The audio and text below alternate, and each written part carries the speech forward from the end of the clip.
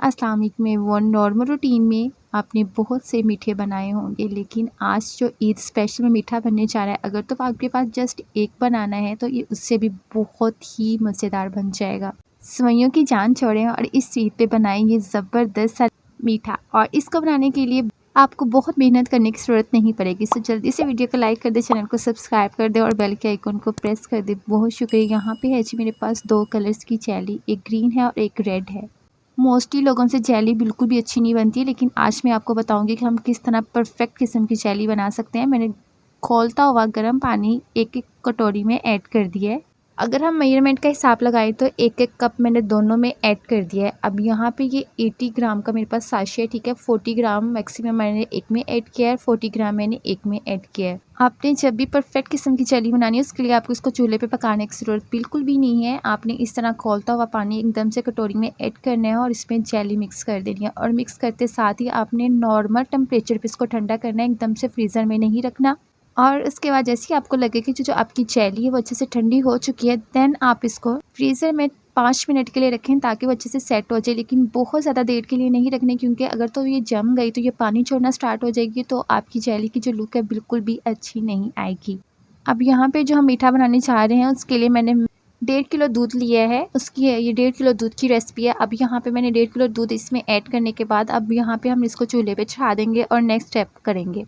यहाँ पे एक अदद मैंने कटोरी ली है। यहाँ पे तकरीबन मेरे पास 1 कप दूध है, ठीक है। दूध में हमने इसमें कस्टर्ड ऐड करना है। यहाँ पे मैंने वनीला कस्टर्ड ऐड किया है।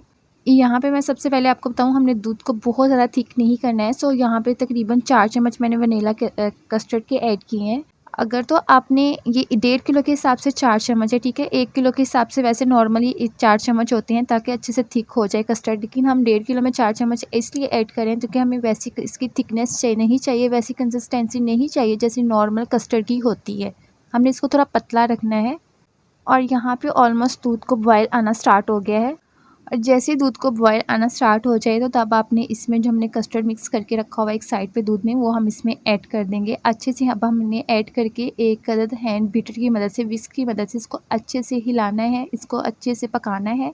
और इसी दौरान अगर तो आपके पास खोया मौजूद है, ये ऑप्शनल है, ये ज़रूरी नहीं है, अगर तो आपके पास खोया मौजूद है तो वो आप इसमें ऐड कर सकते हैं। यहाँ पे मैंने तकरीबन 4 से 5 पीसेस खोए के ऐड किए हैं, ठीक है। खोया ऐड करने के बाद हम फिर से इसको अच्छे से मिक्सअप करेंगे। और उसके बाद आती है चीनी की बारी। चीनी आपने अपने हिसाब से अपने टेस्ट के अकॉर्डिंग ऐड करनी है। यहाँ पे मैंने 1 कप ऐड किया है। अगर तो आप कम खाना पसंद करते हैं तो आप कम ही इसमें ऐड करिएगा। और ऐड आपने उस हिसाब से करनी है, क्योंकि बाद में हम इसमें फ्रूट्स वगैरह ऐड करेंगे, कुछ और भी चीज़ें ऐड करेंगे, उनसे भी हल्का फुल्का इसमें मीठा हो जाएगा। और यहाँ पे आपने इसकी थिकनेस का अंदाज़ा लगा लिया होगा। इतनी कंसिस्टेंसी में हमने इसको जस्ट रखना है। उसके बाद हमने फ्लेम बंद कर देना है और इसको ठंडा करने के लिए रख देना है। ठंडा होने के बाद भी ये थोड़ा सा थिक हो जाएगा।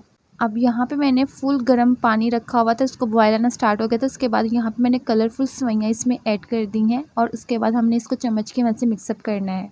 और जैसे 2 से 3 जोश आएँ, आपको लगे कि जो आपकी सेवइयाँ हैं वो अच्छे से गल चुकी हैं, तो आप इनको ईज़िली निकाल लें, क्योंकि बहुत ज़्यादा आपने इनको नहीं गलाना, तकरीबन नॉर्मल गलाना है आपने। जैसे आपको लगे तो आपने उनको निकाल लेना है। अब यहाँ पे हम जेली को कट करेंगे, किसी नाइफ़ की मदद से कट करेंगे। अगर आपके पास कोई सांचा है तो आप उसके अकॉर्डिंग भी कट कर सकते हैं और ज़बरदस्ती इनकी शेप दे सकते हैं। और ये ईज़िली इसके अंदर घूम रही है, इसको हम जैसे ही इसकी छन्नी को, इसकी प्याली को उल्टाएंगे तो इसमें से सेम टू सेम इसी तरह पीसेस किए हुए बाहर जेली के आ जाएंगे और आपकी ज़बरदस्त सी जेली आपके सामने होगी। यहाँ पे आप इसका एक पीस चेक करें, इस तरह की जेली बन के सामने आ जाएगी। बहुत ही ज़बरदस्त मैंने आपके साथ जेली की रेसिपी शेयर की है, ये भी आप अपने अच्छे से नोट डाउन कर लीजिएगा। अब यहाँ पे तकरीबन काफ़ी हद तक जो हमारा कस्टर्ड है वो ठंडा हो चुका है और आप इसकी थिकनेस का भी अंदाज़ा लगा सकते हैं। सेम ऐसे ही आपने भी रखना है। उसके बाद यहाँ पे मैं क्रीम लूँगी। क्रीम आप किसी भी ब्रांड की ले सकते हैं और यहाँ पे मैंने क्रीम के तकरीबन 3 चम्मच इसमें ऐड किए थे। आप चाहें तो ज़्यादा भी ऐड कर सकते हैं। उसके बाद जो हम लबे शीरी बना रहे हैं, इसके लिए बनाना बहुत ही इंपॉर्टेंट है, क्योंकि इस रेसिपी में जस्ट आप बनाना भी ऐड करेंगे तो ये रेसिपी तैयार हो जाएगी। और इस रेसिपी में बनाना ज़रूर डलते हैं और इम्पॉर्टेंट है, क्योंकि ये रेसिपी बनाना से ही बनती है। इसके अलावा आपके पास घर में जो भी फ्रूट्स हैं आप ऐड कर सकते हैं। यहाँ पे मैंने बनाना ऐड किए हैं, एप्पल ऐड किए हैं, ग्रेप्स ऐड किए हैं। इसके अलावा मैंने इसमें जो जेली रेडी की हुई थी वो मैंने ऐड की है। जेली आप अपने टेस्ट के अकॉर्डिंग जितनी आप ऐड करना चाहें, एक एक करके इसमें पीस ऐड कर दें। अगर तो आप ज़्यादा पसंद करते हैं ज़्यादा ऐड कर लें, अगर आप कम पसंद करते हैं तो आप कम में ऐड करें। लेकिन ये जेली बहुत ही ज़्यादा टेस्टी बनी थी, सो आपने ज़्यादा ही ऐड करनी है। उसके बाद यहाँ पे आपने स्वीट्स आपके पास मौजूद है घर में, ठीक है, वो भी आप इसमें ऐड कर सकते हैं, उनसे बहुत ही अच्छा टेस्ट आता है। यहाँ पे मैंने तकरीबन रसगुल्ले मैंने हाफ हाफ करके ऐड किए थे, लेकिन आप इनको बारीक बारीक भी ऐड कर सकते हैं डाल के, क्योंकि हर बाइट में जब ये आता है तो बहुत ही टेस्ट अच्छा लगता है। उसके बाद जो हमने सेवइयाँ बॉयल करके रखी हुई थी वो आप इसमें ऐड करेंगे। ठंडी होने की वजह से ये आपस में जुड़ गई थी, लेकिन जैसे ही आप इनको अच्छे से मिक्सअप करेंगे इसके अंदर ये ऑटोमेटिकली खुल जाएंगी और बहुत अच्छे से इसके अंदर सेट हो जाएंगी। सो साथ ही वीडियो को लाइक कर दे, चैनल को सब्सक्राइब भी कर दे और बेल के आइकॉन को भी प्रेस कर दे। बहुत शुक्रिया, क्योंकि इस जैसी और भी बहुत सी मज़ेदार रेसिपीज़ आपको मेरे चैनल पे मिलने वाली हैं। अब जैसे ही आपने इसको अच्छे से मिक्सअप करना है, उसके बाद जो हम इसमें एक चीज़ डालेंगे वो बहुत ही फेवरेट है, बच्चों की भी बहुत फेवरेट है, बड़ों की भी बहुत फेवरेट है। अगर तो आपके पास घर में मौजूद है तो आप इसको ज़रूर ऐड करिएगा। आप जैसे ही आपने इसको अच्छे से मिक्सअप कर लेना है, उसके बाद आपने इसमें आइसक्रीम ऐड करनी है। आइसक्रीम आप किसी भी फ्लेवर की ऐड कर सकते हैं, लेकिन चॉकलेट फ्लेवर की इसमें नहीं ऐड करिएगा, क्योंकि इससे चॉकलेट से बिल्कुल ही कलर चेंज हो गया है। चॉकलेट के अलावा आपके पास कोई भी फ्लेवर है, वनीला है, स्ट्रॉबेरी है, खोया है, कुछ भी आपके पास फ्लेवर है, आप वो इसमें ऐड करें और फिर इसका टेस्ट चेक करिएगा। बहुत ही ज़्यादा ये यमीएस्ट डेज़र्ट बन के रेडी होता है। इस ईद पे आप ज़रूर इसको अपने घर में ट्राई करिएगा, इंशाल्लाह आपके घर वालों को बहुत ज़्यादा पसंद आएगा। सो फ़ौरन से हमने इसको एक बॉल में ट्रांसफ़र कर दिया। उसके बाद अगर तो आपके पास घर में जितने भी ड्राई फ्रूट्स पड़े हुए हैं आप उसके ऊपर स्प्रिंकल कर दें। मैंने काजू, पिस्ता, बादाम और मेवा इसके ऊपर स्प्रिंकल कर दिया था और उसके बाद मैंने 2 से 3 पीस जेली के लगा दिए थे।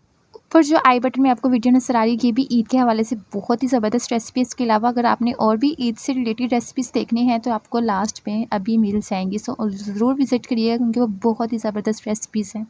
उम्मीद है जी आपको मेरी रेसिपी आज की बहुत पसंद है। कि पसंद है तो चैनल को लाइक, शेयर और सब्सक्राइब कर दें, क्योंकि आपकी सपोर्ट की बहुत ज़रूरत है। अब मिलेंगे आपके साथ नेक्स्ट रेसिपी में। अपनी दुआ में याद रखिएगा। अल्लाह हाफिज़।